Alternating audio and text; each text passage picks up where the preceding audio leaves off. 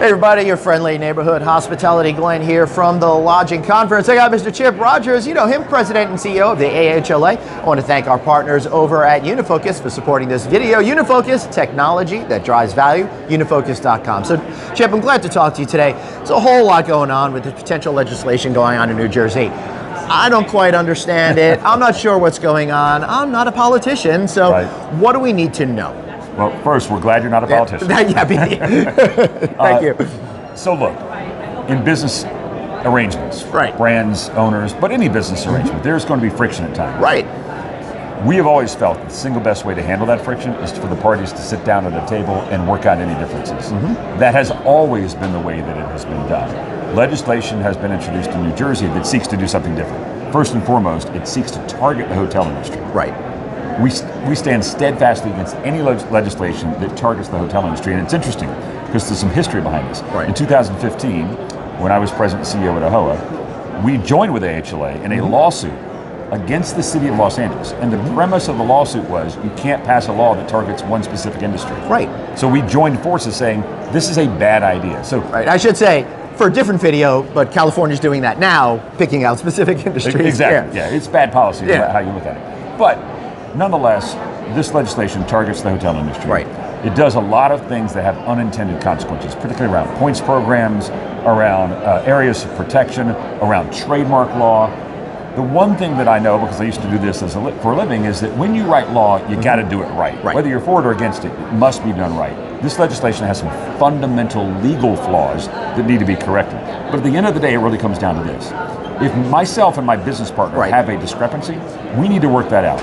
Inviting the government in to try to settle that never works. Nothing good comes out of that. And so, look, not much I know. Everyone should come together and work out any differences. Let's not involve the legislature, the federal government, or anybody into our business model. Okay, so let's just go.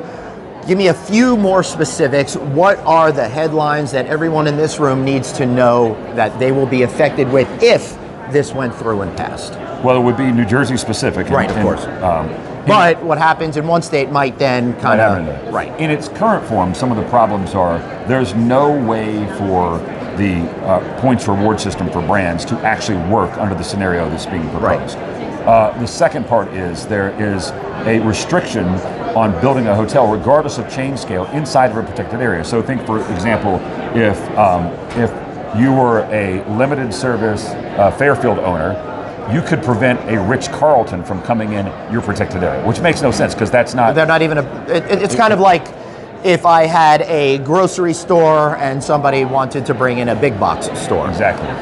Where there are standards from brands that say these are the acceptable items that you can purchase for our brand standards, under this legislation, you as a franchisee could go out and buy whatever you want and determine by your definition that it is a comparable product.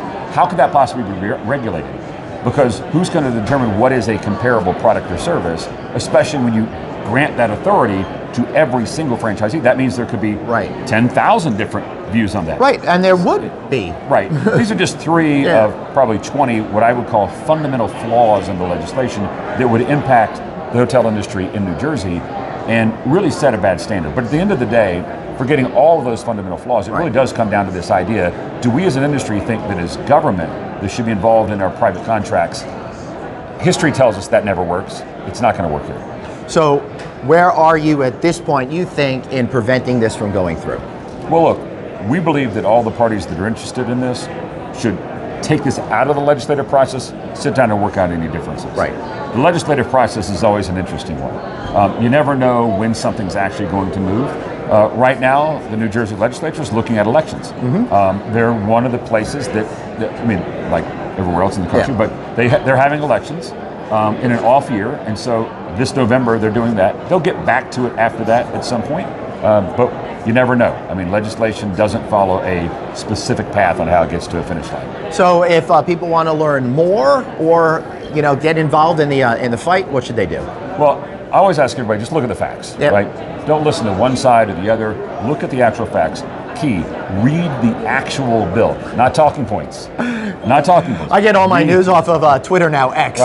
All of this is available online. You can read the actual bill. You can see for yourself what the language says. Then draw your own conclusions. Don't take my word for it. Don't take somebody else's word for it. Literally read the legislation. If you're an owner or a brand or somebody and you have concerns, ask an attorney to review it for you if you don't think you fully understand what's in there. But don't believe other people, just read the legislation yourself. Yeah, all right, I like it. Go get that legislation, find out more, and why not leave us your comments about what you think about what the good folks over at the AHLA are doing to help the hospitality industry. That's Chip Rogers, I'm Glenn Hausman. Thanks again to our friends over at Unifocus.com. We'll see you next time.